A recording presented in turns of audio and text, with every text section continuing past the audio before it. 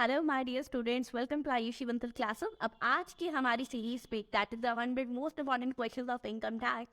उसमें आज जो चैप्टर कवर होगा वो होगा deductions under the income tax के क्वेश्चंस। ठीक है, आई होप पहले जितने भी सेशंस है, 4 सेशंस 4 पार्ट्स ऑलरेडी कवर हो चुके हैं, आपने वो देख लिए होंगे। नहीं देखे तो कोई नहीं, इस वीडियो के बाद में देख लेना। अब इसमें एक इम्पॉर्टेंट अनाउंसमेंट आपके लिए।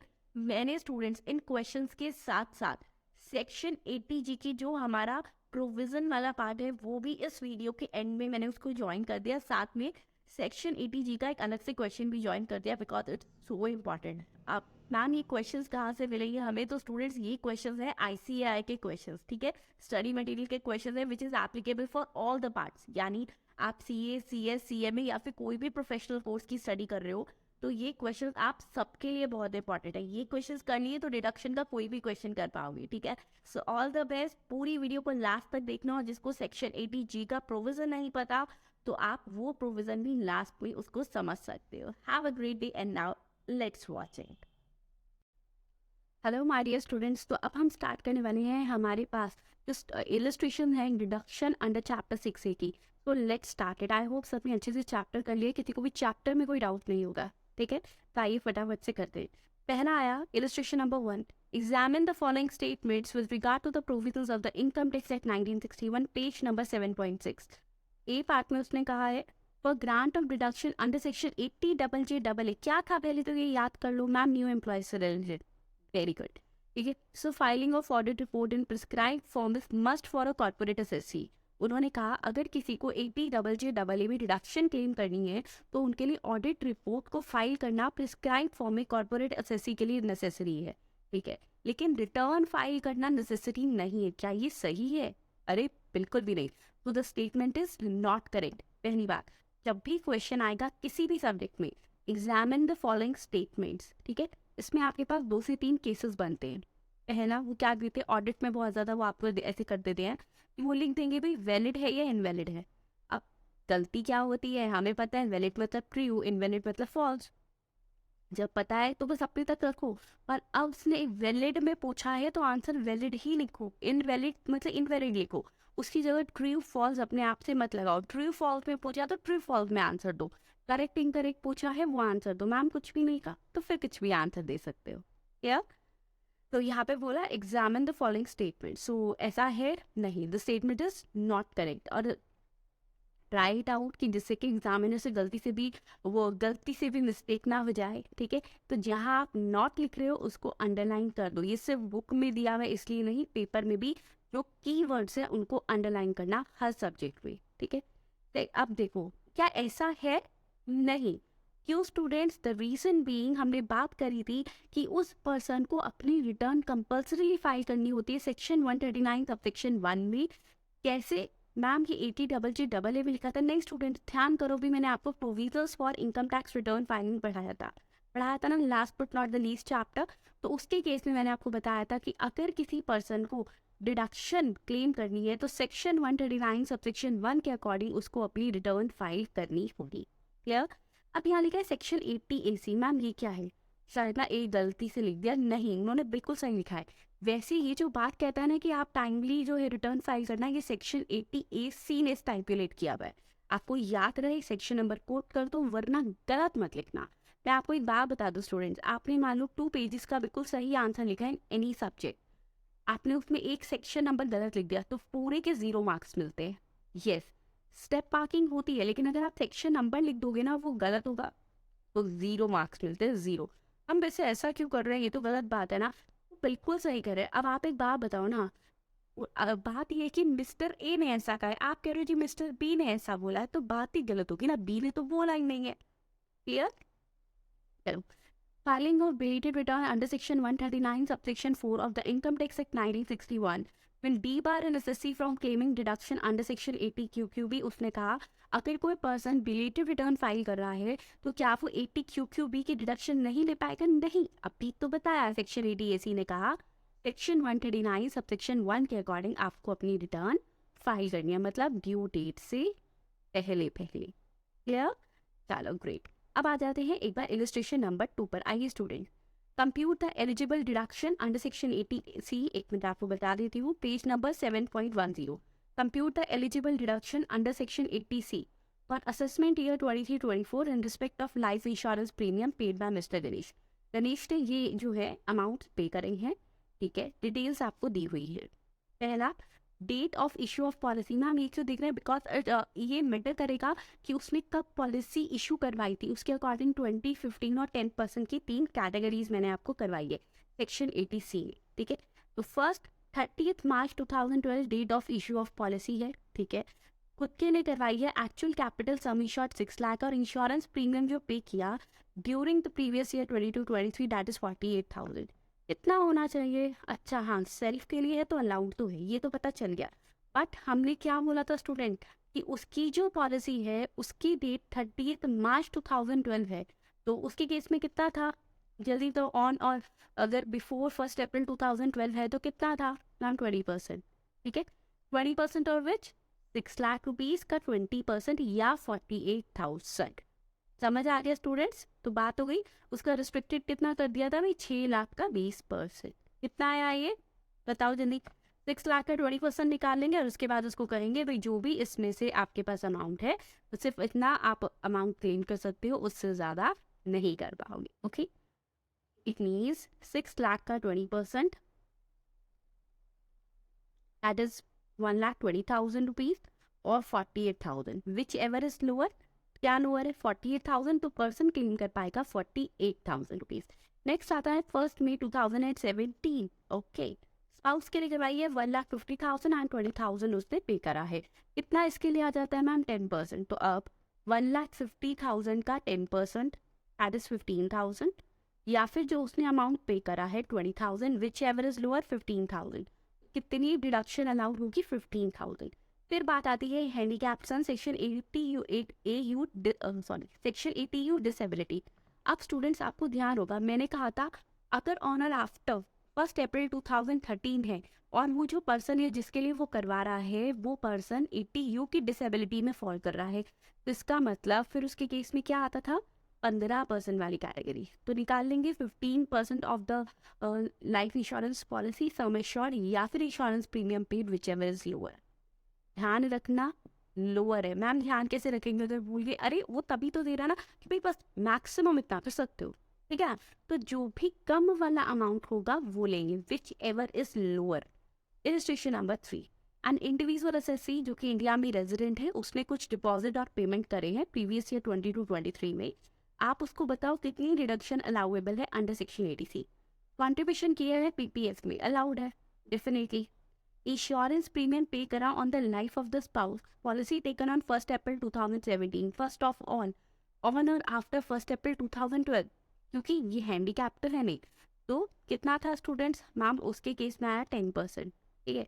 तो 10% of insured value that is 20,000 rupees, या फिर insurance premium paid which ever is layer 20,000. तो टोटल आ गया 1,70,000. लेकिन एज पर सेक्शन 80C कितनी उसको मिलेगा मैक्सिमम? 1,50,000, ठीक है. हाँ, ऐसा मत करना कि अरे पीपीएफ का ले लिया तो इंश्योरेंस प्रीमियम का नहीं ले सकते. नहीं, even when we file our income tax return उसमें भी ऐसे ही टोटल आता है. उसके बाद इनकम टैक्स रिटर्न में लिखा जाता है कि भाई आपको मैक्सिमम रिस्ट्रिक्शन दे दी है 1.5 लाख की. एग्जामिनर को सारी बातें बतानी है, उसको बताना है that you are my student and you are so smart और आप पेपर में 80+ स्कोर करने वाले हो, ठीक है. चलो नेक्स्ट आ जाते हैं इलस्ट्रेशन नंबर 4 पर. तो come to illustration number 4. Just wait it out.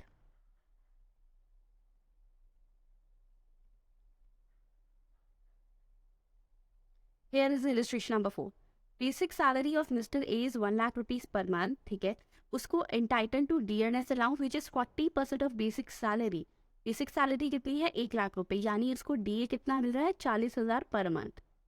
Okay, इसमें से भी 50% of DNS allowance forms part of पे ऑफ रिटायरमेंट बेनिफिट्स, यानी इसमें से भी 50% यानी 20,000 रुपये पर मंथ जो है वो डीपी है. और बाकी क्या है? बाकी DNS allowance and not in terms of retirement यानी नॉर्मल डीए है. ओके, फिर बात I both mister A and his employer ABC limited contribute 15% of basic salary to the pension scheme referred to in section 80 CCD. Explain the tax treatment of such contribution in the hands of mister A. अब student इस case में हमने क्या बात करी थी, पहला तो आता है जो एम्प्लॉयर का कॉन्ट्रीब्यूशन है, ठीक है।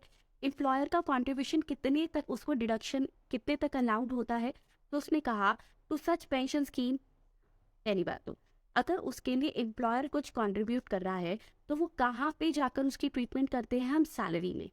ध्यान आ गया, profits in lieu of salary, that is section number 70। अच्छा, अब कितना करेंगे मैम, उसमें क्या रहेगा, कितने पार्ट को इंक्लूड करोगी, तो भी उसकी बेसिक सैलरी है उसका 15%। याद है ना सबको, ठीक है चलो। अच्छा मैम वैसे क्यों कर रहे हैं, अब उसने कहा यहाँ पर इसलिए कर दिया, ठीक है। तो यहाँ पर अब बात आ गई स्टूडेंट, उसकी कितनी आ गई, 12 लाख रुपीज़ आ गई। 12 लाख का 15% दैट इज 1,80,000। चल 12 लाख कैसे आई, क्योंकि उसने कहा भाई बेसिक सैलरी का लेना है, that is 1 lakh per month, तो सिर्फ सैलरी का लेंगे। नेक्स्ट आता है जो उसने अपने लिए कंट्रीब्यूट करा उसका क्या करेंगे, यानी मिस्टर ए का खुद का कंट्रीब्यूशन अलाउंस होगा 80 CCD में, लेकिन कितनी अलाउंस होगी, क्योंकि वो एक एम्प्लॉय है, ठीक है। तो उसके लिए कितनी अलाउंस थी, 10% ऑफ सैलरी। और इस पर्पस के लिए सैलरी का क्या मतलब बताया था मैंने आपको, 80 CCD salary mean basic salary plus DP. Basic salary कितनी है, 1 लाख रुपीज, और डीपी कितना है, 40,000 रुपये, ठीक है। आइए स्टूडेंट्स, अब यहाँ पे क्या किया हमने, एनुअल निकाल लिया, मंथली निकाल लो, कैसे भी तो टोटल करके करेंगे। तो चलो एनुअल निकाला 12 लाख रुपीज, डीपी आ गया उसके पास 2,40,000, यानी 80 CCD पर्पस के लिए सैलरी हम लेंगे 14,40,000। अब बात आई डिडक्शन कितनी मिलेगी, 10%। 10% या फिर actual contribution whichever is lower, ठीक। अब एक्चुअल कॉन्ट्रीब्यूशन कितना था student, actual contribution was 1,80,000 rupees ला वीकेंड। उसने कहा कि डिडक्शन कितनी मिलेगी, एंड डिडक्शन मिलेगी 14,40,000 का 10%, दैट इज 1,44,000। ओके, अब उसके बाद स्टूडेंट्स क्या आएगा, मैंने आपको बताया था 80 CCD 1B, वो क्या कर सकता है, जो उसके पास बैलेंस बची हुई डिडक्शन है वो वहाँ पे क्लेम कर सकता है। अब बैलेंस बची हुई डिडक्शन कितनी है, उसको 1,80,000 तक वो क्लेम कर सकता था, 1,44,000 उसको मिल गई, यानी बचा कितना, 36,000।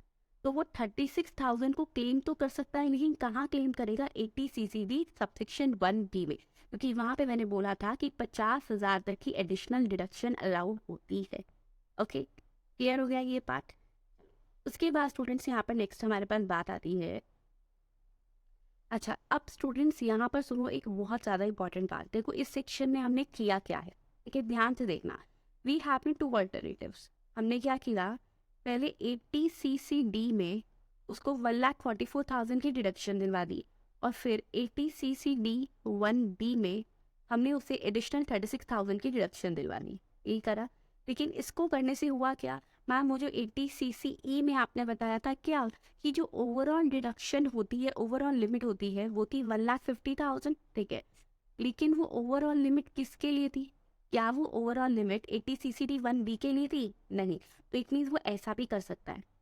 सेकेंड ऑल्टरनेटिव अगर वो चाहे, दोनों में कोई फर्क नहीं पड़ रहा उसको कैसे भी करे, बट सेकेंड ऑल्टरनेटिव क्या कर सकता है, वो पहले 80 CCD 1B की पूरी डिडक्शन क्लेम कर ले 50,000, और जो बैलेंस उसके पास बचा ना, वो कहाँ क्लेम करे, 80 CCD 1 में, क्लियर। अच्छा वैसे अब बात आई कि प्रैक्टिकली कौन सा चलता होगा, देखो यहाँ पर मतलब वो 1,30,000 क्लेम कर ले, प्रैक्टिकली कौन सा चलता होगा, किसमें फ़ायदा है, फ़ायदा है इस वाली में।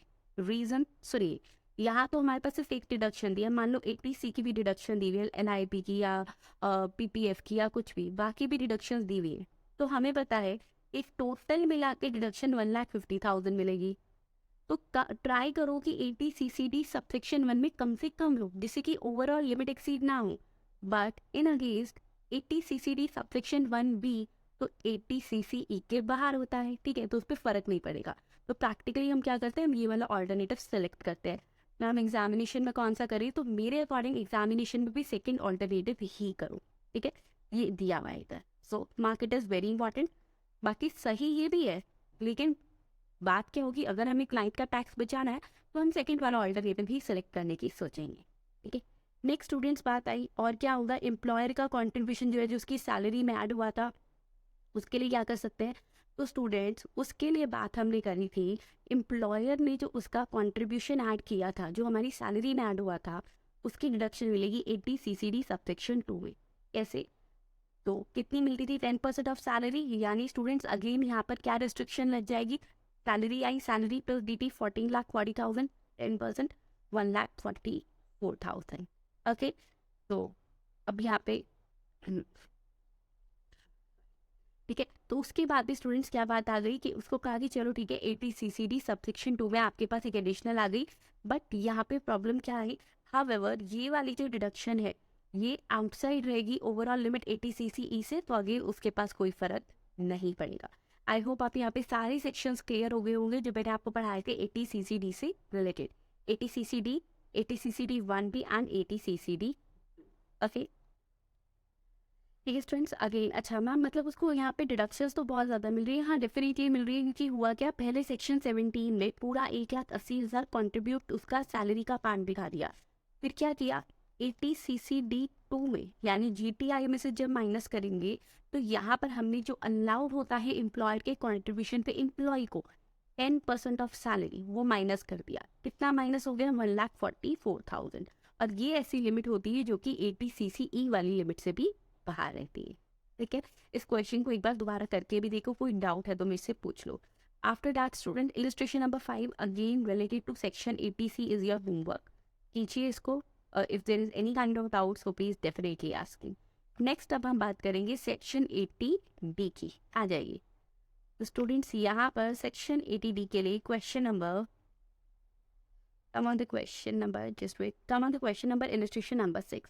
ठीक है, इलस्ट्रेशन नंबर 6 पे आपने करना क्या है, मेरी बात ध्यान से, इसको करने से पहले नोट्स ओपन करो एक बार। ठीक है, आई होप कर लिए। इतना मैंने आपको 80D का एक चार्ट बनवाया था कि सेल्फ के लिए कितना अलाउड है, इसके लिए कितना कितना अलाउड है। ये क्वेश्चन आप एज अ टेस्ट करोगे अपने आप, लेकिन एक बार पहले रिविजन कर लो। If you are doing it without any kind of revision so you will not be able to solve that question. ठीक है, इलस्ट्रेशन नंबर 7 अगेन सेम है बिल्कुल जैसे इलस्ट्रेशन नंबर 6 था। सो अगेन 80D का ये आपका टेस्ट है। 80D करते हैं हम, आइए students. Illustration number 8, Mr. X is a resident individual. He deposits a sum of rupees 50,000 with the LIC every year for the maintenance of his disabled grandfather, who is wholly dependent upon him. Disability is one which comes under the persons with this, जो हमने कहा था भाई specified में आ रही है, disable है। तो 80DD में उससे पूछा कि आपको कितनी डिडक्शन मिलेगी। अब स्टूडेंट्स उसने कितना अमाउंट डिपॉजिट करा है? मैम उसने जो अमाउंट डिपॉजिट करा है actually it is for the grandfather, तो क्या स्टूडेंट्स यहाँ पर उसको डिडक्शन मिलेगी? नहीं मिलेगी।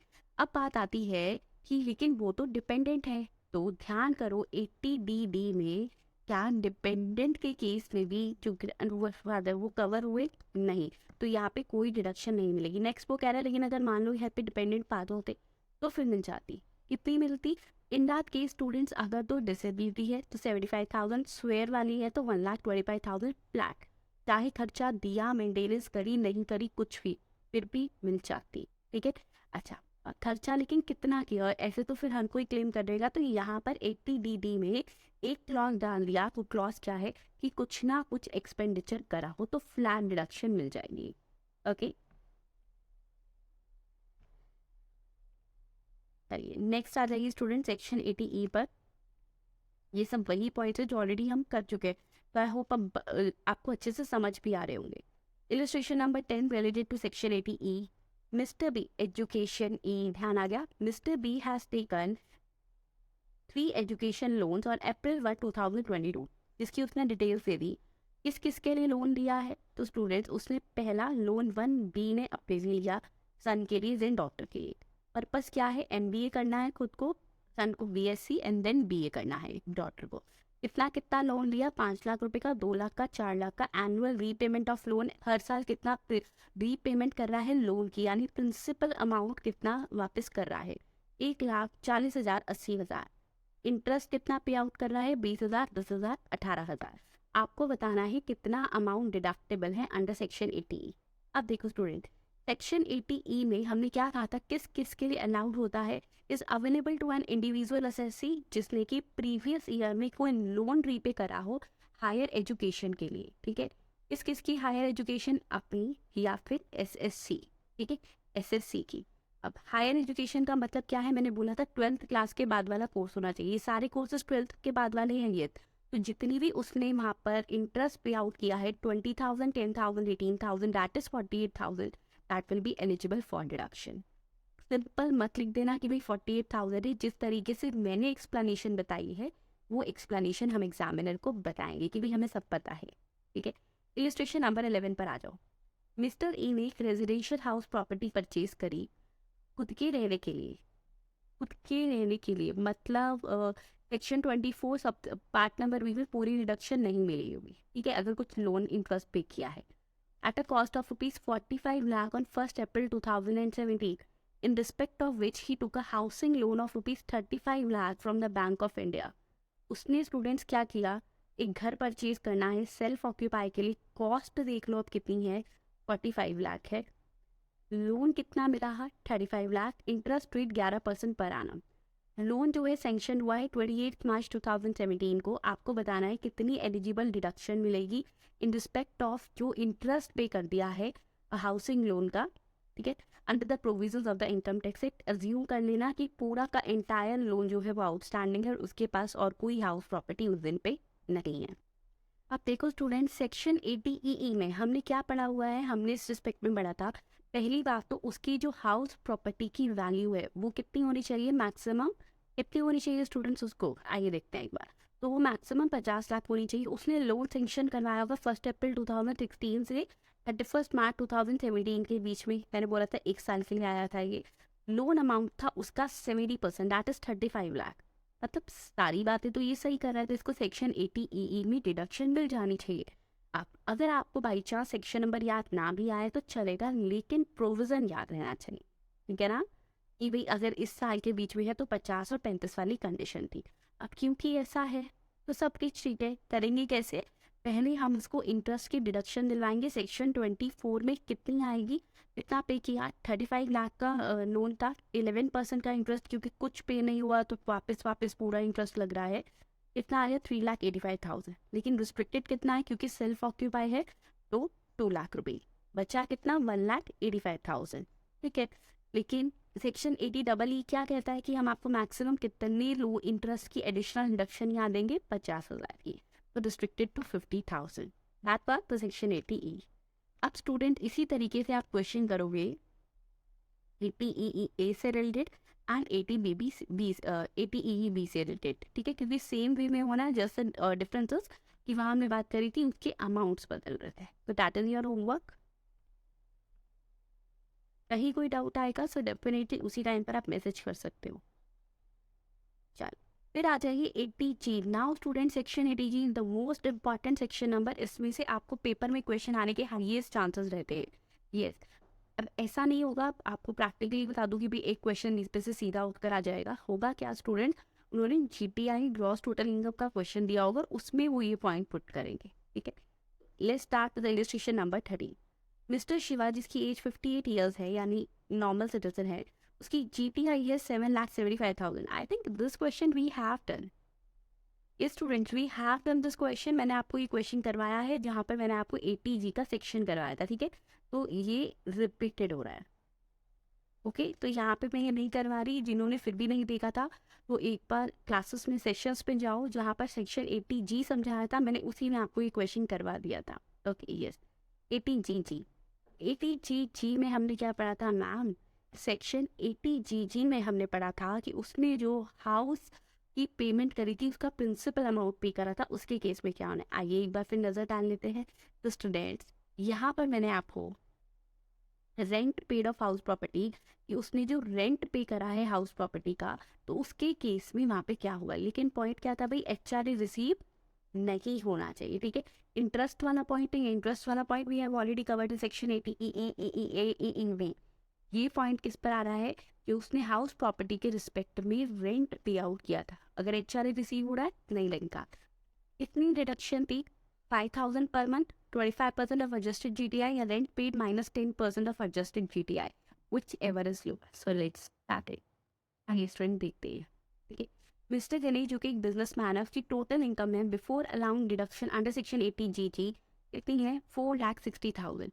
हाउस रेंट पे किया है 12,000 per month in respect of residential accommodation occupied by him at Mumbai. जैसे ही मुंबई की बात आई ना, हमें लगता है यार HRA वाला क्वेश्चन है, मेट्रो सिटीज, वो सैलरी का क्वेश्चन है। ये नहीं, अगर HRA मिलता तो वो एम्प्लॉयर से मिलता है, इन दैट केस तो फिर उसको डिडक्शन मिलती ही ना। तो ये खुद से पे आउट हो रहा है। आपको निकालना है deduction allowable to him under section 18G। आइए स्टूडेंट्स कैलकुलेट करते हैं। फर्स्ट हमें क्या देखना है, फर्स्ट डिडक्शन 5,000 पर मंथ और पूरे साल वो वहाँ पर रहा, यानी 60,000। सेकेंड स्टूडेंट्स हमने बात करी थी कि rent paid minus 10% of adjusted GTI। Let's do it. अब रेंट कितना पे करा है उसने, उसने कहा उसने रेंट पे करा है 12,000 पर मंथ, यानी 1,44,000 हो गया, माइनस इतनी हमने करनी है 10% ऑफ एडजस्टेड GTI। अब पहले यहाँ देखो क्या उसका कुछ और पार्ट दिया है कि कोई और डिडक्शन है जो फिर से माइनस करनी पड़ेगी, नहीं। तो इट मीन स्टूडेंट्स हमारे पास हमने क्या देखना है यहाँ पर कि भाई उसकी ये वाली जो पॉइंट है ना, ये एडजस्टेड GTI ही है। 4,60,000 का 10% कितना आ गया 46,000। इसको कैलकुलेट कर लेंगे, ठीक है। आइए स्टूडेंट्स कैलकुलेट कर लेते हैं। So here we have 1,44,000 minus 46,000, it comes to 98,000। Third में क्या था 25% हमें देखा था। अब 25% एक बार निकालने मैम, 25% कैसे देखे, जो हमारे पास 4,60,000 है उसका 25% 1,15,000, तो विच एवर इज लोअर 60,000, तो कितनी डिडक्शन अलाउेबल होगी 60,000। Okay 80GG, I am expecting कि इस बार 2023 एग्जामिनेशन में we can ask you this, okay. And yes even in the onward examination also, because आजकल 80GG की डिडक्शन बहुत ज़्यादा चल रही है।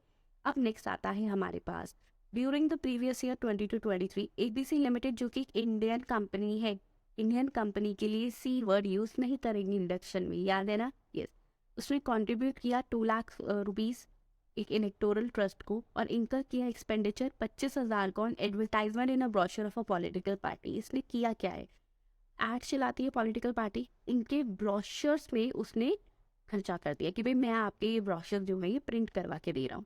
पहला तो क्या कंपनी एलिजिबल है डिडक्शन से, एज्यूम करना कि सब कुछ चेक से पे किया है, अगर है तो भाई कितनी डिडक्शन उसको मिलेगी।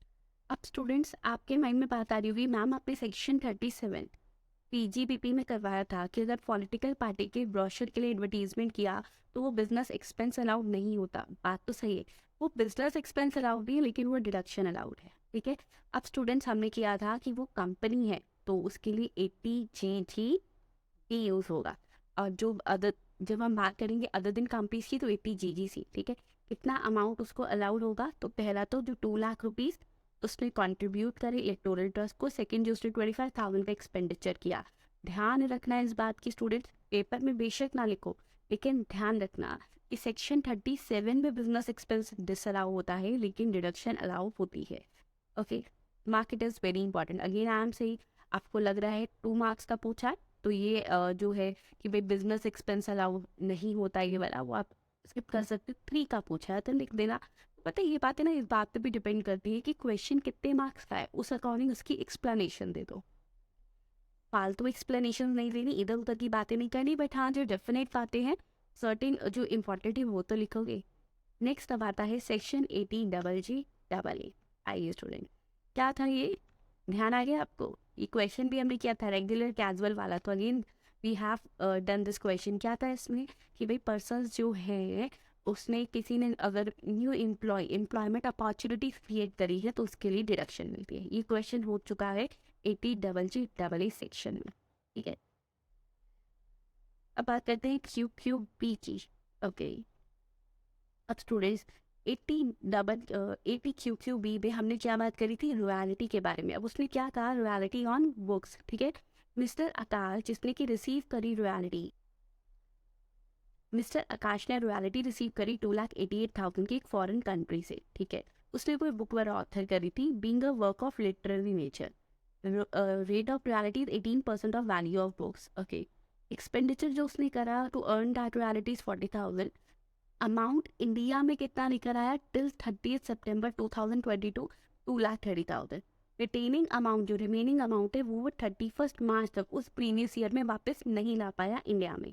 आपको बताना है कि उसकी जीटीआई में से कितनी डिडक्शन अलाउड होगी। पहला तो ये बताना कि जीटीआई में कितना अमाउंट इंक्लूडेबल होगा, कितना उसके लिए टैक्सेबल होगा, और सेकंड कितनी उसको डिडक्शन मिलेगी। देखो स्टूडेंट, अब जो उसकी नेट रॉयल्टी, पहली बात तो अब जीटीआई में एज एन इनकम कितना ऐड होगा। स्टूडेंट कुछ नहीं दिया ना, so we are assuming that he is a resident. अब वो रेजिडेंट है तो भी उसकी सारी इनकम या टैक्सेबल होगी। ऑब्वियसली रेजिडेंट है तभी तो हमें कहा है कि भाई बाहर वाली इनकम पर टैक्स लगाना एंड ऑल, ठीक है।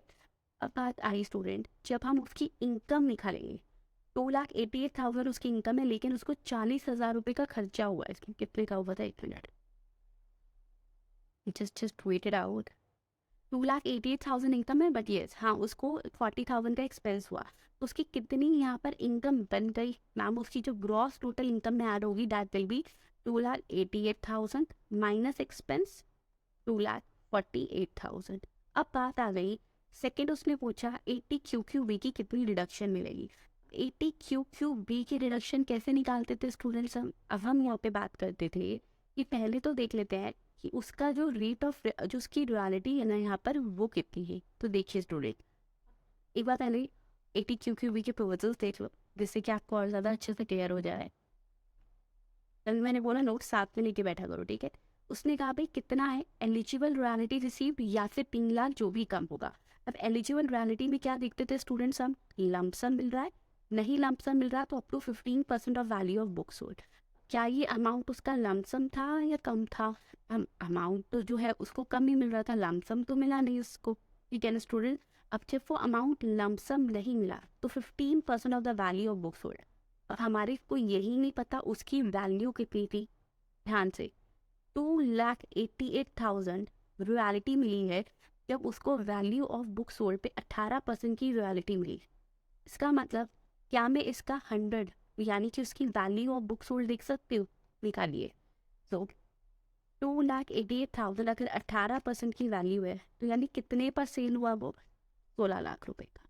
इसमें से कितना अलाउंस होता है, 15%, निकाल लो। तो दैट विल बी 2,40,000 यानी 2,40,000 रुपये जो है वो उसको अलाउ होते हैं, इससे ज़्यादा उसको अलाउड नहीं है। ओके या अच्छा बात आती है मैम, क्या कैसे पता चला आपको कि ये लमसम नहीं है। स्टूडेंट अगर लमसम होगा तो पेपर में लिख कर देगा, क्वेश्चन में लिखेगा लमसम है, उसने लिख दिया rate of royalty is 18% of value of books, यानी बुक्स के बेसिस पर दे रहा है, ठीक है ना। इसका मतलब वो जो पर्सन है वो 2,40,000 क्लेम कर सकता है, लेकिन हमने बात करी थी उतनी ही डिडक्शन मिलेगी जितना वो इंडिया में लेकर आया है। कितना लेकर आया स्टूडेंट उस प्रीवियस ईयर में, 2,30,000, तो यानी रिस्ट्रिक्टेड टू 2,30,000, इसमें से भी एंड 40,000 का एक्सपेंडिचर की डिडक्शन क्लेम करनी, उसकी नहीं मिलेगी, उसको माइनस कर दो। यानी student balance that is 1,90,000 that will be allowed as deduction under section 80 QQB। Here it is. I hope सबको समझ आ गया। बुक में ये वाला जो पार्ट है, ये वाला दिस पर्टिकुलर, ये नहीं गिवन है, ऐसे उन्होंने सीधा लिख दिया। तो what you have to do is आप एक बार इसको लिख लो और आई विल सजेस्ट यू इसको पेपर में वर्किंग नोट में भी दिखा दो। बुक में क्या किया है उन्होंने एक ही पॉइंट में दिखा दिया भाई, वो भी सही है, एवरेज फॉर्मूला लगाया कि 18 पे इतनी वैल्यू है तो 15 पे इतनी। अगर डायरेक्ट वाला समझ आए सो वेल एंड गुड, नहीं तो आप पूरा एक्सप्लेन भी कर सकते हो जैसा आपको कंफर्टेबल लगे। नेक्स्ट आता है 80 RRB। 80 RRB पे कोई क्वेश्चन नहीं है, बट मैंने आपको इसका प्रोविजन वगैरह सब करवा दिया है, तो वहाँ से हो जाएगा। नेक्स्ट आ जाओ इलस्ट्रेशन 18 पर। मिस्टर ए जो कि एक रेजिडेंट इंडिविजुअल है, एज 61 ईयर्स यानी सीनियर सिटीजन, बिजनेस इनकम है कंप्यूटेड है यानी कोई डिडक्शन वगैरह नहीं देनी, 1,35,000। लॉटरी इनकम है 1,20,000 ग्रॉस, ठीक है। अभी ग्रॉस का मैं बताऊंगी कैसे करना है। फिर उसने स्टूडेंट्स हमें कहा उसको इंटरेस्ट आया FD से 30,000 का, उसने अमाउंट इन्वेस्ट करा है PPF में 1.5 लाख का। What is total income of mister A, assume करना फिर सेक्शन 115 BSc के लिए ऑप्ट नहीं करा, मतलब वो नहीं है कि डिडक्शन नहीं मिल रही एंड ऑल। पहला क्या करेंगे, KTI निकालने। KTI कैसे निकालेंगे स्टूडेंट, तो उसको कितना अमाउंट रिसीव हुआ PGBP का, 1,35,000। इनकम फ्रॉम अदर सोर्सेज कितना है, इंटरेस्ट मिला FD का 30,000 रुपये का। अब लॉटरी इनकम ने ग्रॉस लिखी है, ग्रॉस है मतलब स्टूडेंट कि इसमें से टैक्स डिडक्ट नहीं हुआ हुआ। अगर वो यहाँ पर नेट लिखता तो क्या करते, नेट होता तो इसका मतलब आफ्टर डिडक्टिंग TDS है, तो उसके केस में हम उस टैक्स को वापस जोड़ते। क्यों? क्योंकि हमें ग्रॉस इनकम देखनी होगी, ठीक है। समझिए बात स्टूडेंट, देखिए अगर मान लो यहाँ पर लिखा होता है लॉटरी इनकम कंप्यूटेड या लॉटरी इनकम आफ्टर TDS, तो क्या होता है, मान लो स्टूडेंट्स लॉटरी इनकम दी होती 1,20,000, दिस इज नेक्स्ट एग्जाम्पल, ठीक है, समझो इसको। इसमें से टैक्स डिडक्ट हो चुका होता ऑलरेडी, हमें GTI देखना होता है, नेट नहीं देखनी होती, तो इसमें 30% का जो टैक्स डिडक्ट होता है उसको वापस से एड बैक करते। करो, 1,20,000 डिवाइड बाय, ये हमारे पास आ गया 4,00,000 रुपीज़। तो हम GTI में 4,00,000 रुपए को ऐड करते हैं। उसके बाद क्या होता, हम फिर तो इसका नुकसान हो गया नहीं स्टूडेंट। जब फिर हम कैलकुलेट करते हैं कि भाई इतना एडवांस टैक्स उसने ऑलरेडी पे कर दिया, हम वहाँ लिख देते भाई इतना TDS ऑलरेडी पे है, तो लॉस कुछ ना होता। लेकिन जब तक ग्रॉस इनकम नहीं आएगी, how would you able to count the tax, उसका कंप्यूटेशन ऑफ टैक्स कितनी है, ठीक है। तो इसीलिए ग्रॉस है तो ठीक है, काम नहीं बढ़ाया। GTI आ गई, अब करेंगे डिडक्शंस। EPF में कितनी डिडक्शन अलाउड होती है, 1,50,000 उसने करिए दे दो। नेक्स्ट स्टूडेंट्स बात आती है 80 TTB की। अब 80 TTB के केस में मैंने आपको क्या बताया था, कितनी डिडक्शन अलाउड है, ऊपर आ जाइए 80 TTB पर भी। हमने कहा था इंटरेस्ट अमाउंट या फिर 50,000 रुपये, विच एवर इज लोअर। ध्यान आया सबको, ग्रेट। आइए स्टूडेंट्स अब देखते हैं उसका इंटरेस्ट अमाउंट कितना है, मैम 30,000 है, तो ये दैट इज ऑल्सो अलाउड, तो ये आ गया 1,80,000। अब बात आती है but it is restricted to 1,65,000, ये क्या सिस्टम है। आइए इस पर आपकी क्वेरीज भी आई थी, तो ध्यान से इस पॉइंट को समझना। स्टूडेंट्स मैंने आपको बताया था डिडक्शन जो अलाउड होती है वो स्पेशल रेट्स पे नहीं होती। अब स्पेशल रेट कौन सा है, लॉटरी इनकम, क्योंकि इस पर 30% का टैक्स लगता है, स्लैब रेट नहीं है। स्लैब रेट के अलावा हमारे पास कितनी इनकम है, 1,65,000, 135 प्लस 30, यानी वो मैक्स डिडक्शन कितनी क्लेम कर सकता है, 1,65,000 की। ओके, तो टोटल इनकम कितनी आ रही है उसको स्टूडेंट्स यहाँ पे लॉटरी इनकम कितनी मिली थी, 1,20,000, तो that is the total income. Okay, इस क्वेश्चन को दोबारा करके देखो, कोई डाउट आया तो पूछ लूँ। फिर आता है illustration number 19, that is your homework, इसको करिए। ओके, इसमें कुछ कन्फ्यूजन होंगे नहीं, बट यस डेफिनेटली करके ज़रूर देखना, क्योंकि ये इसने आपको एक कॉम्प्रिहेंसिव क्वेश्चन दे दिया कि भाई काफ़ी सारी रिडक्शंस जो भी मैंने आपको पढ़ाई हैं वो उसमें दे दी है। इसी के साथ स्टूडेंट्स हमारे पास जितने भी इलस्ट्रेशन थे वो हमने सारे सॉल्व कर लिए। अब प्रैक्टिकल क्वेश्चंस के लिए कैसे करना है, तो प्रैक्टिकल क्वेश्चंस पे आ जाओ। हमने यहाँ से देखना है क्या, ये जो ये सारा लेटेस्ट कैपिटल दिया हुआ है, नहीं स्टूडेंट जो मैंने आपको नोट्स दिए हैं that are more than enough, ठीक है, क्योंकि वो इन ब्रीफ भी हैं, कॉम्प्रिहेंसिव भी, वो इस तरीके से हैं कि वो समरी भी है और कॉम्प्रिहेंसिव नोट भी है, जिसमें कुछ भी ना स्किप नहीं हुआ हुआ। Okay, test your knowledge, let's test your knowledge. तो examine the following statements with regard to the provisions of the income tax act 1961।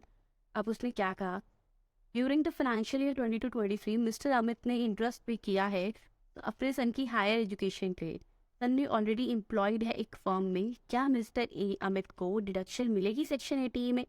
हाँ मिलेगी। क्यों स्टूडेंट्स, अगर उसने हायर एजुकेशन के लिए लोन लिया है खुद के लिए या रिलेटिव के लिए, तो दैट इज अलाउड। क्लियर। तो अब रिलेटिव में कौन कौन आता है, SSC। ओके, तो यस, अच्छा बात आई कि मैम उसको जो है ना वो पर्सन डिपेंडेंट नहीं है, मैंने कहा ही नहीं था डिपेंडेंट, मैंने कहा था बस SSC में होना चाहिए, ठीक है। तो ये उसको कुछ भी डिसअलाउ नहीं करवाएगा। अब डिसअलाउ नहीं होगा ड्यू टू द रीज़न कि भाई वो डिपेंडेंट नहीं है, ये बात पेपर में लिख कर बतानी है, अदरवाइज एग्जामिनर उसमें आपका हाफ मार्क या 1 मार्क डिडक्ट कर लेगा, ये सोच के कि इसने ये पॉइंट स्किप कर दिया। क्लियर। चलो उसके बाद के स्टूडेंट जितने भी पॉइंट्स हैं यहाँ पर I have already covered in the class in a very brief manner, तो फटाफट से उनको कर लो, ठीक है। हाँ, नेक्स्ट पॉइंट आता है क्वेश्चन नंबर 2। ये भी सारे पॉइंट्स हमने बहुत ब्रीफ में किए, इसमें से भी कुछ ऐसा नहीं है जो आपसे नहीं होगा, ठीक है। क्वेश्चन नंबर 3 पर आ जाओ, question 2 is your homework, question 3 अभी क्लास में करते हैं। For the suspend year 23-24 GTI है मिस्टर चतुर्वेदी की, जो कि इंडियन रेजिडेंट है, और 8,18,240, जिसमें कि लॉन्ग टर्म कैपिटल गेन है 2,45,000 का। Okay, let's write it down. उसने क्या कहा स्टूडेंट, इसमें से 8,18,240 में से स्पेशल रेट की इनकम कितनी है, एक तो कि जिस पर डिडक्शन नहीं मिलती, एक तो है 2,45,000। ओके, फिर क्या है students, short term capital gain है 58,000 का। अभी तक कहीं उसने नहीं लिखा कि short term capital gain is under section 111, यानी नॉर्मल वाला होगा तो स्लैब रेट होगा तो हम माइनस नहीं करेंगे। ओके, ईटीआई में और क्या क्या इंक्लूड है, इंटरेस्ट इनकम 12,000 जो कि सेविंग बैंक से आ रही है, 40,000 का इंटरेस्ट है एफडी से जो कि बैंक से आ रहा है। ठीक है, फिर मिस्टर चतुर्वेदी ने पीपीएफ में इन्वेस्ट किया है, एटीसी, मेडिकल इंश्योरेंस प्रीमियम लिया है, एटीडी। मिस्टर चतुर्वेदी ने ऑल्सो क्या किया स्टूडेंट, पब्लिक चैरिटेबल ट्रस्ट में जो कि एटीजी के लिए एलिजिबल थी वहाँ पे डोनेशन करा 50,000 का। ओके, आपको निकालनी है टोटल इनकम और उस पर कितना टैक्स बनता है, जो 70 ईयर्स ओल्ड है यानी कि वो सीनियर सिटीजन है। ठीक है, सीनियर सिटीजन है तो 80 की डिडक्शन मिलेगी। आइए स्टूडेंट देखते हैं कैसे करेंगे।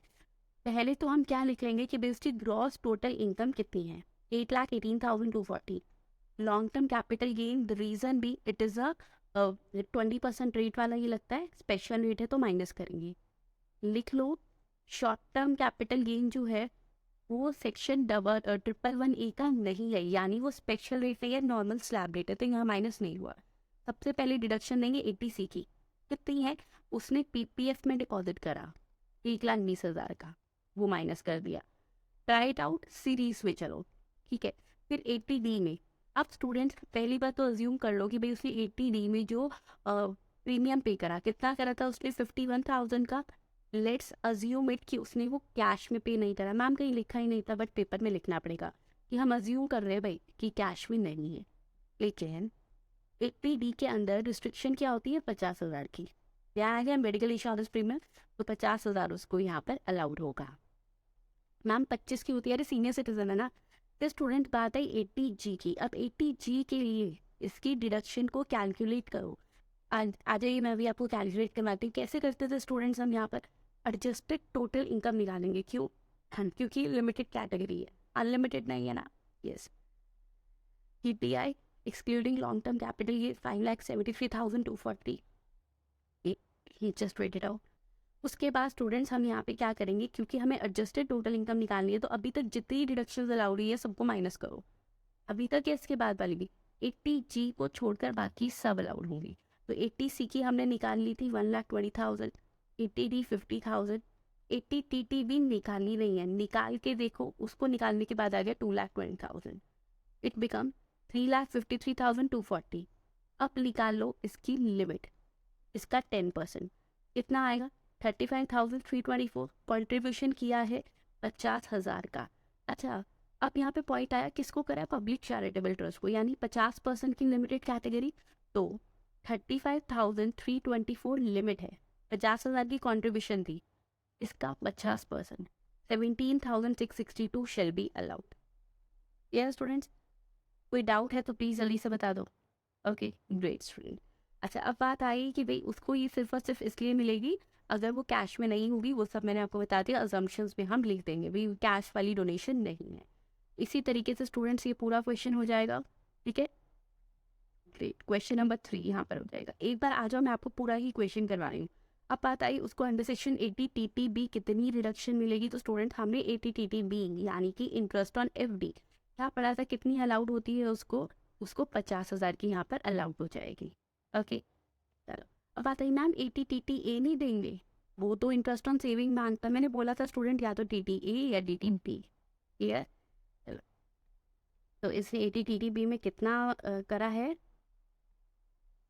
बार इंटरेस्ट देख लेते हैं उसका, ये 40,000। अच्छा हाँ, अभी यहाँ पे एक इंपॉर्टेंट बात सुनो, क्योंकि वो सीनियर सिटीजन है, तो हमने उसको यहाँ पर क्या कह देंगे भाई, ठीक है, because you are a senior citizen, otherwise ना मिलता, तो उसको 40,000 का 80TTB मिल गया, उसने कहा तुम मेरा लॉस करवा रहे हो, रेजी सीनियर सिटीजन है तो जितना पैसा उसको सेविंग बैंक अकाउंट से इंटरेस्ट इनकम आई थी 12,000 वो भी मिल जाएगा, 52,000। लेकिन अगे दोनों की मिला के उसको रिस्ट्रिक्शन लगेगी कितने की, 50,000 की। ठीक है, ये सब बातें जो है हम नोट्स में एक्सप्लेन भी कर देंगे। तो आई होप सबको क्लियर होगा ये। ओके स्टूडेंट्स, चलो, yes you have to mention in the notes, एक बार वर्किंग नोट्स में चेक करो लिखा है या नहीं, वरना आप लिख दोगे कि भाई क्योंकि वो सीनियर सिटीजन है, वर्ड लिख देना, क्योंकि वो सीनियर सिटीजन है तो दोनों अलाउड होंगी। ठीक है, अदरवाइज सिर्फ TTA वाली अलाउड होती है। ओके, TTB तो होती सीनियर सिटीजन्स को है। चलो ग्रेट स्टूडेंट्स। अच्छा, उसके बाद अब क्वेश्चन कैसे करेंगे, हमारे पास टोटल इनकम आ गई माइनस करके 3,35,570, that is excluding long term capital gain. अब इंक्लूड कर लें टोटल इनकम देखने के लिए, यस, तो we have included, it becomes 5,80,578, यानी टोट। अब एक बात ध्यान से, टोटल इनकम जो भी होती है वो नियरेस्ट 10 से राउंड ऑफ हो जाती है, यानी 78 है तो इसके नियर कौन है, 70 या 80, 80 ना, उसको 80 पे राउंड ऑफ कर दो। 5 से कम है तो पिछले नंबर पे राउंड ऑफ करो, 5 से ज़्यादा तो अगले पे। ओके, 580। अब इस पे क्या करेंगे स्टूडेंट्स, अब हम निकालेंगे इस पर टैक्स। फर्स्ट ऑफ ऑल कैसा टैक्स निकलेगा, फर्स्ट ऑफ ऑल हमें पता है कि हमारे पास 2,45,000 का LTCG है जिस पर 20% का टैक्स लगता है, तो स्ट्रेट फॉरवर्ड वो निकालो। अब स्टूडेंट्स 5,80,580 में से हमने 2,45,000 पर निकाल लिया टैक्स, बचा कितना 3,35,580। इस पे निकाल देंगे स्लैब रेट्स के अकॉर्डिंग, फिर जितना आ रहा है 1,779 उस पर हम क्या करेंगे, हेल्थ एंड एजुकेशन सेस को ऐड कर देंगे। It is our answer. So हो जाएगा ये question. Great students. Question number 4 आइए देखते हैं। मिस्टर राजमोहन जिसकी GTI 6,40,000 है, उसने आपको कुछ इन्फॉर्मेशन दी है। पहला, स्टैम्प ड्यूटी पे करी है अभी रेजिडेंशियल हाउस को ऑक्यूपाई करने के लिए 50,000। ये अलाउड होती है क्या स्टूडेंट्स, जल्दी बताओ। क्या बोला था मैंने आपको, क्या स्टैम्प ड्यूटी अलाउड होती है, ये सेक्शन 80C। 5 साल का पोस्ट ऑफिस टाइम से डिपॉजिट है 20,000 का अलाउड, मैंने बोला था 10 और 5 ईयर्स रहता है। डोनेशन करी है रिकॉग्नाइज चैरिटेबल ट्रस्ट को 25,000 जो कि 80G में मिल जाएगी। ठीक है जी, मतलब किस कैटेगरी में आ गई, लिमिटेड कैटेगरी। इंटरेस्ट लिया हायर एजुकेशन का स्पाउस के लिए, SSC अलाउड रहता है 10,000 का। Compute the total income of mister Rajmohan. अब चल तो कैसे निकालेंगे स्टूडेंट, GTI है 6,40,000, कुछ भी इसमें ऐसा तो है नहीं कि कोई स्पेशल रेट इनकम हो, तो टोटल पे डिडक्शन मिल जाएगी, एक एक करके डिडक्शन दे दो। 50,000 80C 20,000 हो गई, यानी 70,000 की तो मिल गई उसको 80C में। फिर हम क्या करेंगे 80E में, कितनी अलाउड है, पूरी अलाउड है क्योंकि SSC है 10,000। 80G, अब 80G के लिए आप क्या करोगे स्टूडेंट्स, ध्यान से मेरी बात, प्रैक्टिस भी हो जाएगी आपकी। हमारे पास एडजस्टेड टोटल इनकम निकाल लेंगे, कितनी आई 6,40,000 minus 70,000, that is complete 80C minus 10,000, it become 5,60,000। इतना आ गया। अब 5,60,000 के केस में स्टूडेंट्स, क्योंकि लिमिटेड कैटेगरी में फॉल कर रहा है 10%, यानी भाई मैक्सिमम 56,000 मिलेगा। उसने पे कितना करा है मैम 25,000, तो ठीक है फिर तो 25,000 लो, इसका 50% क्योंकि 50% लिमिटेड कैटेगरी है। इतना आ गया students 12,500, so it is the total income. Paper में ध्यान से एक बार देख लेना, बहुत बारी गलती करते हैं स्टूडेंट, देख लेना सिर्फ टोटल इनकम पूछा है या टैक्स निकालना भी पूछा है, क्योंकि अगर आपने सिर्फ टोटल इनकम में आंसर दिया और फिर टैक्स कंप्यूटेशन भी पूछा है तो आधे नंबर मिलेंगे। Question 5 is your homework. चलो इसी के साथ होता है हमारा डिडक्शन चैप्टर भी कंप्लीट। आपने टोटल 46 मिनट्स पे पूरे के पूरे चैप्टर के मैक्सिमम सारे प्रैक्टिकल क्वेश्चंस कर लिए।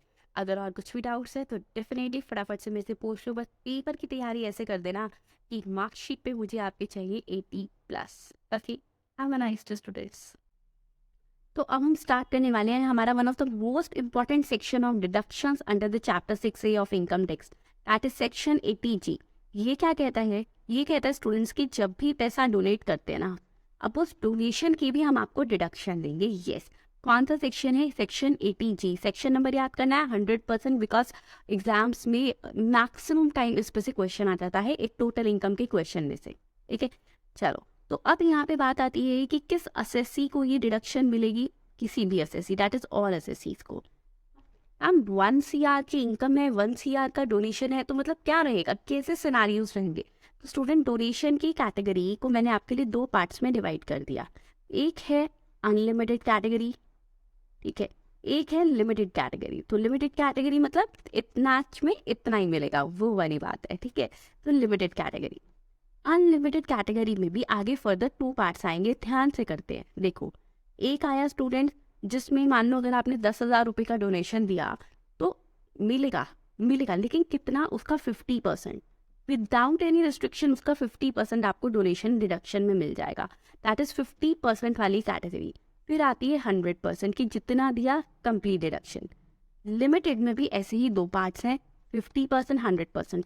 अब आप सोचोगे मैम इसमें 50 कर तो दिया ना, तो ये लिमिटेड ही तो है। नहीं student, limited unlimited on the basis of की भी आपकी जितनी एडजस्टेड टोटल इनकम्स है वो सब वो चेक करेंगे, ठीक है। पहले मैं स्टार्ट कर रही हूँ अनलिमिटेड कैटेगरी से। हाँ, कंप्लीट समझाऊंगी एडजस्टेड टोटल इनकम क्या होती है और सब। तो part A is for the unlimited category.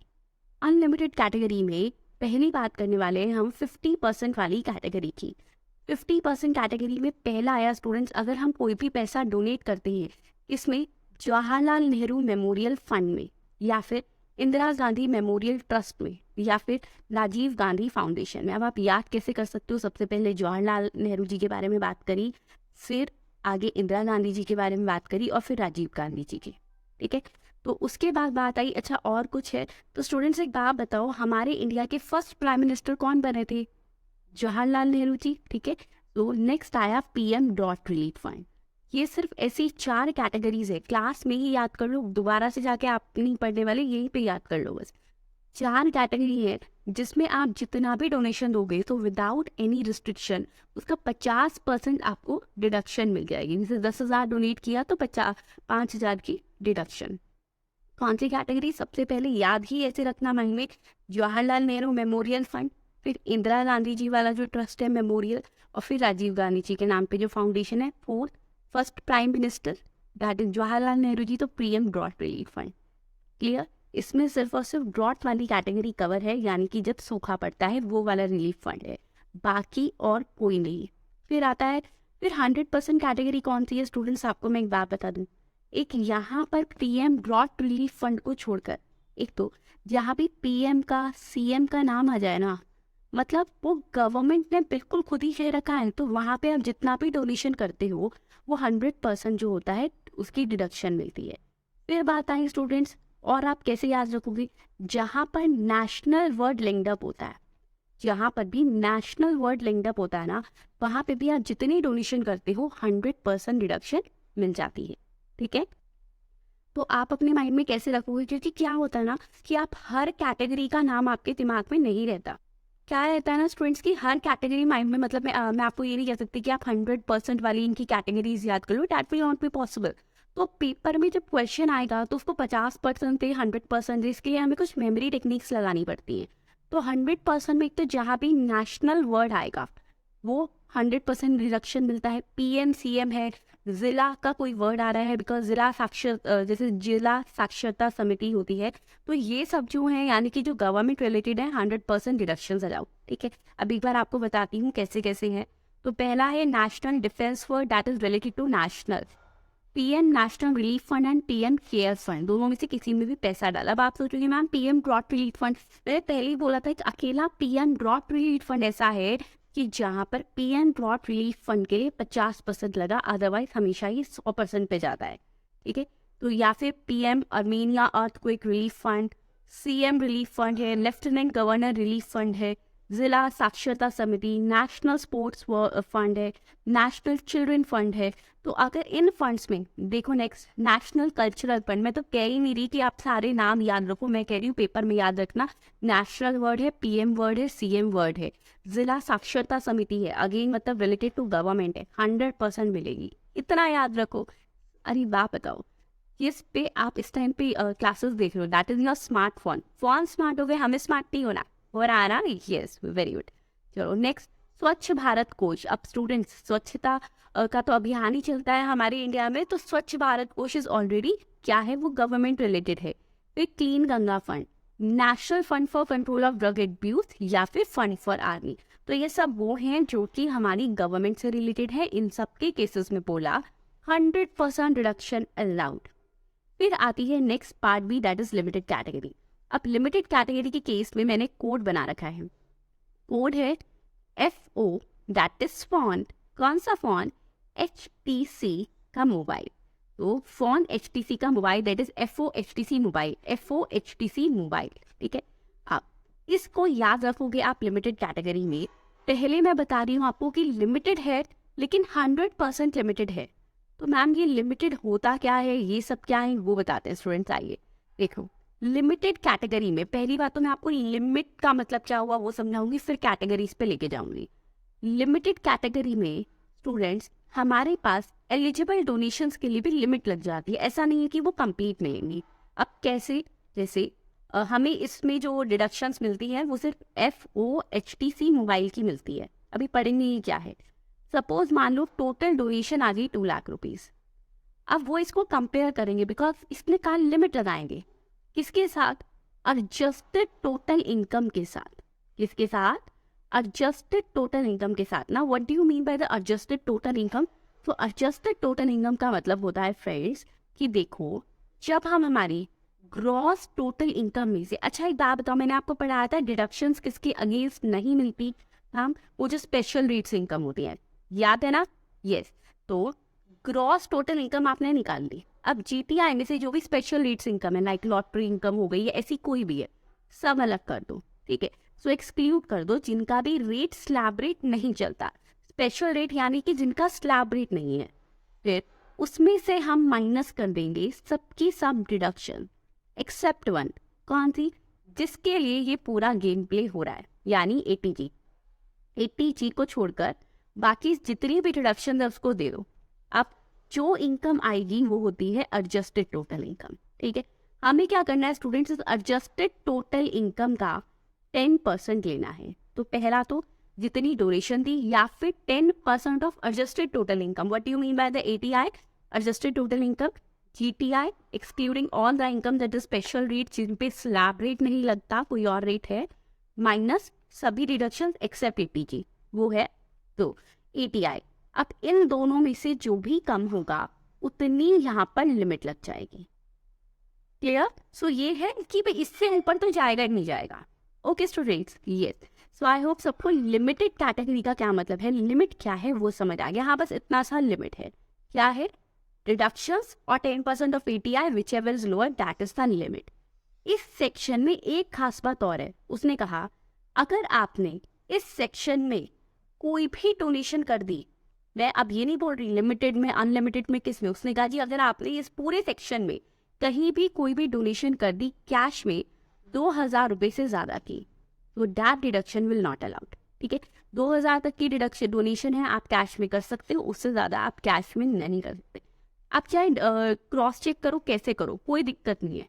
मतलब ये भी नहीं कह रहा आपको कि बस उन्हीं प्रिस्क्राइब मोड से करना, नहीं, किसी से भी करो लेकिन कैश नहीं होना चाहिए।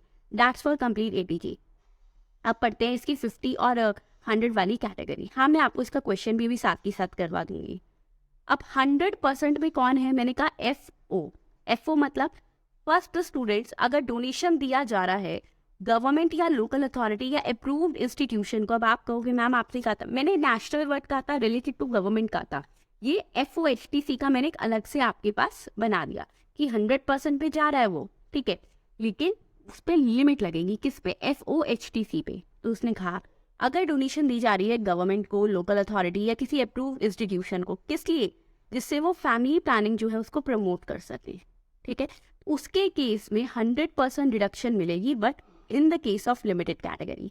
नेक्स्ट आता है O stand for the Olympics. तो स्टूडेंट्स अगर कोई भी company, please mark it very carefully, it's very important, कोई और असेसी नहीं है यहाँ पर, बाकी केसेस में कोई भी असेसी हो, अगर कोई भी कंपनी इंडियन ओलंपिक एसोसिएशन को या किसी और इंस्टीट्यूशन को जो कि इंडिया में स्पोर्ट्स इंफ्रास्ट्रक्चर की डेवलपमेंट कर रही हैं, उनको कोई डोनेशन दे रही है कंपनी, तो that will B 100% allowed, but in the case of limited category. ये था FO।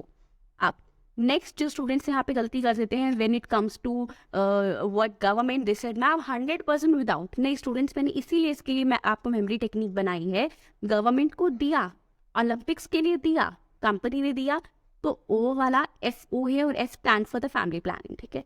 नेक्स्ट आ गया 50% लिमिटेड। हाँ, 100% लिमिटेड में बस 2 हैं, HTC।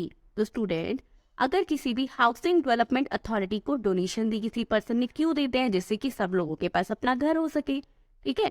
तो ऐसी हाउसिंग डेवलपमेंट अथॉरिटी को कोई डोनेशन दी, यानी H। T फॉर डोनेशन दे रहे हो आप टेम्पल, गुरुद्वारा, मॉस्क, चर्च के लिए, ठीक है, आप मंदिर, मस्जिद, गुरुद्वारे, चर्च के लिए अगर कोई भी डोनेशन दे रहे हो या फिर कहीं पे भी आप मतलब आप रिलीजियस प्लेस पर डोनेशन दे रहे हो वहाँ की रेनोवेशन और रिपेयर के लिए, तो वो भी अलाउड होगा। तो टी स्टैंड्स फॉर टेम्पल, ठीक है। नेक्स्ट सी क्या है?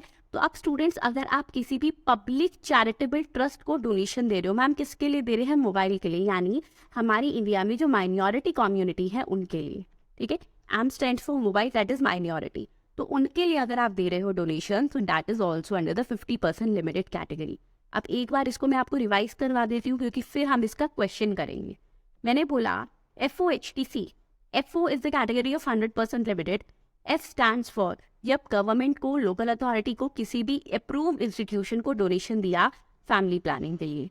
नेक्स्ट O, अगर कोई कंपनी, अब इस केस में कंपनी बोलती, सिर्फ एक इज पॉइंट में, कंपनी ने डोनेशन दिया किसके लिए? किसको दिया? इंडियन ओलंपिक एसोसिएशन को या किसी भी इंस्टीट्यूशन को जो कि हमारे इंडिया में स्पोर्ट्स का इंफ्रास्ट्रक्चर डेवलप कर रहे हैं, तो उसके केस में भी वो अलाउड है। नेक्स्ट H किसके लिए था? Housing development authority. T अगर टेम्पल के लिए, गुरुद्वारा के लिए, मॉस्क, चर्च के लिए, ठीक है। अगर कोई भी डोनेशन दिया है रेनोवेशन या रिपेयर के लिए तो अलाउड है, 50% अलाउड विद लिमिटेड कैटेगरी। फिर FOHTC, T stands for public charitable trust को डोनेशन दिया, किस लिए डोनेशन दिया उनको? तो अगर आपने public charitable trust, T stands for charitable, ठीक है, और किसी को नहीं दे रहे, डोनेशन दिया पब्लिक चैरिटेबल ट्रस्ट को। देन मोबाइल M, इंडिया में माइनॉरिटी कम्युनिटी के लिए, तो फिर वहाँ पे भी 50% जो है अलाउड रहेगा। क्लियर? तो अब एक बार इसका क्वेश्चन देख लें स्टूडेंट्स, आइए फटाफट से क्वेश्चन देखते हैं, बुक्स ओपन कर लीजिए। चलिए तो स्टूडेंट्स अब स्टार्ट करते हैं यहाँ पे। अच्छा, एक बात और ध्यान रखना, बात आती है कि मैम अगर इनके अलावा कोई और डोनेशन दी गई। अच्छा, पहली बात तो स्टूडेंट्स, आप जिसको डोनेशन दे रहे हो, ठीक है, this is a practical point है, जिसको आप डोनेशन दे रहे हो वो इंस्टीट्यूट जो होता है वो इनकम टैक्स से अपने आप को ये क्वालिफाई करवाते हैं कि भाई जो हमें डोनेशन देगा उनको इनकम टैक्स में 80G की डिडक्शन मिलेगी। ये इनके पास एक सर्टिफिकेट होता है। सेकेंड, अब बात आई, मैंने आपको बोला लिमिटेड कैटेगरी। तो स्टूडेंट्स मान लीजिए अगर उसका जो ATI बन रहा है adjusted total income, that is 2 lakh, तो 10% कितना हो गया? 20,000, ठीक है ना। तो इसका मतलब उसको पूरी लिमिटेड कैटेगरी की मिला के 20,000 की डोनेशन की डिडक्शन मिलेगी। ये है कि पूरी कैटेगरी पे FOHTC मोबाइल पर एक लिमिट लगा दी, ठीक है। 100%, 50% आगे देखेंगे। अब ये पूरा का पूरा जो पार्ट है हमें क्वेश्चन करने वाले हैं जहाँ पर आपको ये सारा का सारा पार्ट समझ आ जाएगा। तो स्टडी मटेरियल में इलस्ट्रेशन नंबर 13 ओपन कर लीजिए एक बार। जिनके पास ये स्टडी मटेरियल नहीं है, डू नॉट वरी, आप देखो साथ साथ क्वेश्चन करो, you will be able to solve it for sure. Mister Shiva, aged 58 years, at gross total income of 7,75,000, comprises of income of salary and house property. Mister Shiva की as 58 year है, यानी normal citizen है, resident, senior citizen नहीं है, ठीक है। उसके बाद बात आई रेजिडेंट है, सीनियर सिटीजन नहीं है, उसकी GTI है 7,75,000, जिसमें की सैलरी और हाउस प्रॉपर्टी है। यानी हमें इसमें से कोई भी इनकम माइनस करने की जरूरत नहीं है, as none of the income has a special taxable rate. ये तो स्लैब रेट्स वाली है। फिर उसने ये कुछ फॉलोइंग पेमेंट्स और इन्वेस्टमेंट्स करी हैं। चलो, तो एक काम करते हैं स्टूडेंट, जैसा मैंने आपको बताया, क्या करेंगे, सबसे पहले देखेंगे उसने हमसे क्या निकालने को कहा है, उस पर्सपेक्टिव में पूरा क्वेश्चन करेंगे। Computation of total income of mister Shiva, हमें निकालनी है टोटल इनकम, तो साथ साथ में कंप्यूट करें इसको। आइए दोस्तों, ठीक है। So here is the solution number 13, computation of total income, computation of total income किसकी निकाल रहे हैं? Mister Shiva, of mister Shiva. वहां देख लो उसने असेसमेंट ईयर में पूछा है या प्रीवियस ईयर में पूछा है, तो उसने हमें कहा है आपको असेसमेंट ईयर का निकालना है। तो फॉर असेसमेंट ईयर क्या होगा, एग्जामिनर पे इम्पैक्ट अच्छा पड़ेगा, जो वो पूछ रहा है वो उसको बता दो, ठीक है। बात तो सेम है, आप यहाँ प्रीवियस ईयर भी लिख सकते थे, 22, 23 सेम थिंग, लेकिन जो पूछा वो बताओगे तो एक प्रोफेशनल इम्पैक्ट पड़ता है। फॉर असेसमेंट ईयर 23, 24, ठीक है। तो फर्स्ट हम बना लेंगे column for the particulars, then second जितनी उसने डोनेशन करी, और थर्ड उसको कितनी मिलेगी, ठीक है। पर्टिकुलर्स, जैसे मान लो अगर ATC की कोई डोनेशन करी तो भाई डोनेशन तो बहुत ज़्यादा कर दे, वो 2 लाख कर दे, मिलेगी तो 1.5 लाख है, इसलिए मैंने 3 कॉलम्स यहाँ बना दिए, ठीक है। सो यहाँ लिखे स्टूडेंट्स अमाउंट, हम डोनेशन लिखते हैं नए स्टूडेंट्स क्योंकि हमें टोटल इनकम निकालनी है, ठीक है, तो आप जस्ट डोनेशन नहीं लिख सकते ऊपर। Then again amount rupees, amount लिख लेंगे एंड रुपीज। पहला ग्रॉस टोटल इनकम कितनी है, टोटल इनकम का मतलब होता है net total income that is after providing all the deduction जिस पर टैक्स लगना है। तो ग्रॉस टोटल इनकम कितनी बोली थी उसने, इट्स 7,75,000, यही बोला था ना, लेट्स चेक इट आउट। तो यहाँ बोला 7,75,000, ठीक है, लिख लेते हैं। अच्छा, अब बात आती है, ये फाइनल अमाउंट है, मैं फाइनल अमाउंट का थर्ड कॉलम में, जो पार्शियल अमाउंट है उनको मैं सेकंड कॉलम में लिखती जाऊंगी। उसके बाद देखते हैं उसने क्या क्या डिडक्शंस उसने क्लेम करी हैं। First of all, premium paid to insure the life of her major daughter, policy कब ली है 1 अप्रैल 2018। क्या ये अलाउड है, हाँ अलाउड है, सेल्फ की भी, स्पाउस की भी, चिल्ड्रन की भी, ठीक है। एश्योर्ड वैल्यू है 1,80,000 एंड 20,000 पे किया है। अब 80C में, ये हम सब नोट्स में दिखा देंगे क्या कि भाई 80C में क्योंकि पॉलिसी टेकन ऑन और आफ्टर 1 अप्रैल 2012 और ये डिसेबल्ड भी नहीं है, तो उसके केस में एज पर 80C डिडक्शन कितनी मिलती है, कंप्लीट लिख दोगे, यहाँ पर लिख दोगे ऑन और आफ्टर 1 अप्रैल 2012 है। क्या होता था स्टूडेंट्स, तो जितना प्रीमियम पे किया है या फिर 10% of assured value which ever is lower, यही लेते थे। अब प्रीमियम कितना पे करा है 20,000, 10% ऑफ एश्योर्ड वैल्यू कितनी है, एश्योर्ड वैल्यू है 1,80,000 यानी 18,000, तो कितनी डिडक्शन उसको मिलेगी 18,000 की विच एवर इज लोअर, ठीक है। लिखो यहाँ पर less deductions under section 80C, जितनी भी इन्वेस्टमेंट रिलेटेड थी किसमें थी 80C में, अंडर सेक्शन 80C। पहली आ गई life insurance premium, life insurance premium किसके लिए पे करा उसने, अपनी डॉटर के लिए। अब यहाँ पर मैं ये 18,000 का अमाउंट कैसे ले रही हूँ, देखो उसने पे कितना करा है स्टूडेंट, उसने 20,000 पे करा है, डिडक्शन मिल रही है 18,000 की। अभी 18,000 कैसे आया, तो ब्रैकेट में लिख दो नोट 1 कि भाई नोट 1 में देख लो, हमने कंप्लीट जो है आपको समझा दिया कि किस तरीके से ये डिडक्शन आई। आई होप यहाँ तक सबको क्लियर है कि 18,000 की डिडक्शन कैसे आई है, ठीक है। प्रेजेंटेशन मैंने आपको दिखा दी कि कैसे दिखाओगे उसको, ये ब्रैकेट में नोट 1 जरूर लिख देना, अदरवाइज एग्जामिनर कहेगा क्या आएंगे 20,000 दिया था 18,000 की ले रहे हो, उसको क्या पता आप क्वेश्चन कैसे सॉल्व कर रहे हो, okay. Next, medical insurance premium पे करा है सेल्फ के लिए और स्पाउस के लिए, is it allowed, yes, under which section, under section 80D। But अब बात आती है, देखो again that's a professional impact, पहले ये देख लो कि उसने क्या 80C की और कोई डिडक्शंस करी है कि एक ही बार में कंप्लीट करो। LIC patient fund, LIC patient fund 80CCC ये करा था हमने। नेक्स्ट फिर बात आती है, अब स्टूडेंट्स 80CCC, तो 80D से पहले हम 80CCC दिखा देंगे, क्यों, क्योंकि फिर हमारे पास वो लिमिट लगती है ना 80CCE वाली कि 80C, 80CC CCC, 80CCD subsection 1 सबकी मिला के 1.5 लाख की लिमिट, याद है ना सब, ये मैम 80G का क्वेश्चन वो भी आएगा, रुक जाओ। अच्छा, फिर आना नेशनल चिल्ड्रंस फंड में डोनेशन यानी 80G का है, donation to Jawaharlal Nehru memorial fund 80G। फिर डोनेशन अप्रूव डिस्ट्रीब्यूशन को किया है, सो 80G, जहाँ डोनेशन किया है G है। पीपीएफ में डिपॉजिट किया 1 लाख रुपए। अब स्टूडेंट्स अगर हम कभी भी पीपीएफ में डिपॉजिट करते हैं तो इसमें था हमारा पब्लिक प्रोविडेंट फंड, भूल भी गए तो ये याद रखो, इन्वेस्टमेंट करिए 80C में आएगा, ठीक है, लिखो। सो लिखिए स्टूडेंट्स यहाँ पे contribution to PPF, contribution to public provident fund. In fact अब आप क्या कीजिए, क्योंकि यहाँ का लिमिट लगेगी ना, तो आप इसको 18,000 लिखो, यहाँ नोट 1 लिख दो, और अभी इस वाले को ब्लैंक छोड़ो, that will be more better, ठीक है। अब पीपीएफ में कितना पैसा किया है 1 लाख रुपए का अभी, तो इसका मतलब 80C में उसने टोटल कितनी स्टूडेंट्स यहाँ पर इन्वेस्टमेंट कर दी है, बताइए 1,18,000 की। फिर उसने 80CCC में करा है, यस, लिखते हैं स्टूडेंट्स 80CCC के बारे में भी।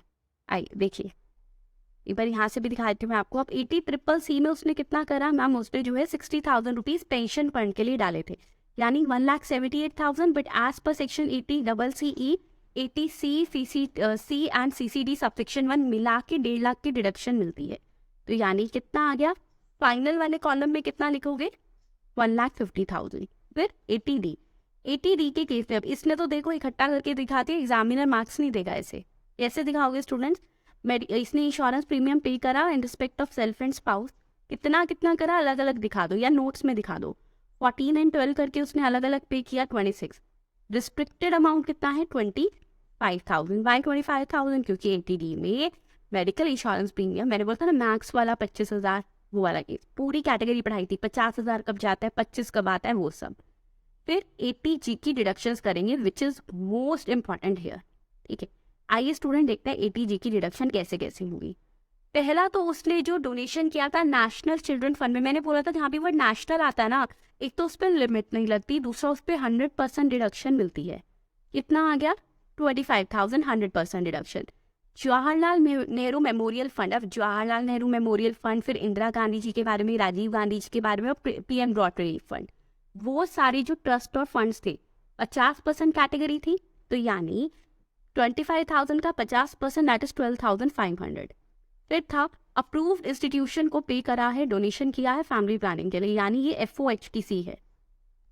अब FOHTC क्या कैटेगरी है, अब इस पे ना पहले तो हमें लिमिटेड पता करना पड़ेगा कि लिमिट कितनी बैठ रही है। आओ लिमिट कैसे पता करते हैं, GTI में से हम हमारी सारी डोनेशंस माइनस कर देते हैं एक्सेप्ट ATG। अभी तक ATG हमने माइनस करा नहीं, let's calculate it. GTI is 7,75,000। अब माइनस कौन से वाला अमाउंट करना है, जितनी डिडक्शन मिल रही है, पे किया उतना नहीं, जितनी डिडक्शन मिल रही है।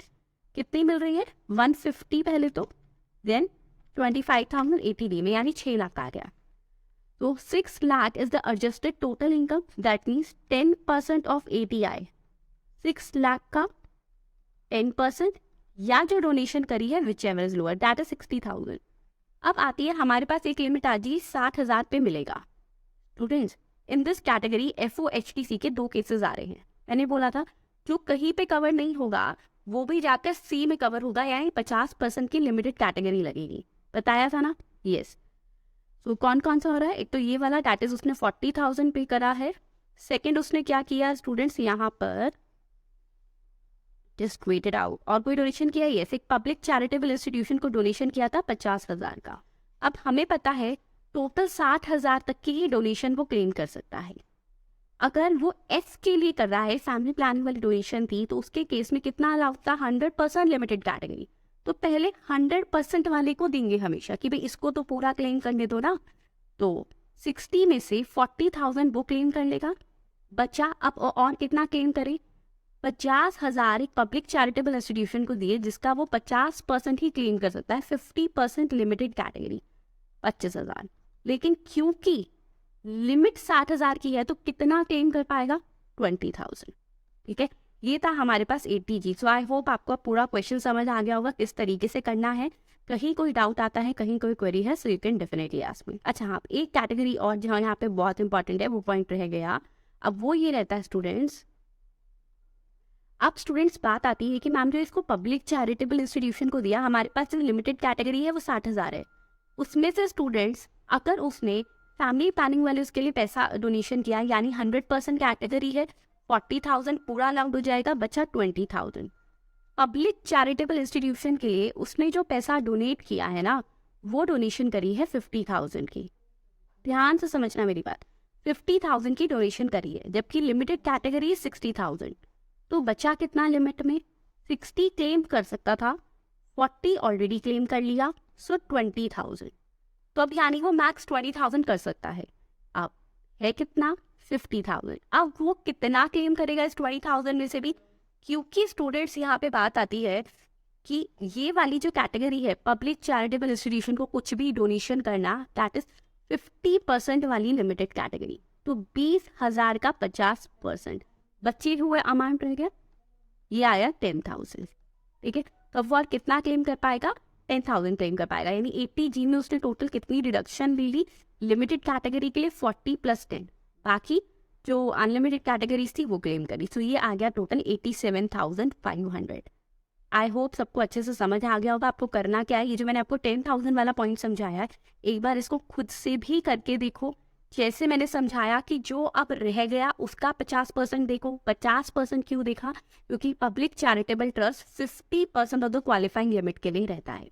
ठीक है, कहीं कोई डाउट आता है तो फटाफट से मेरे से पूछ लीजिए। Okay student, thank you, have a nice day.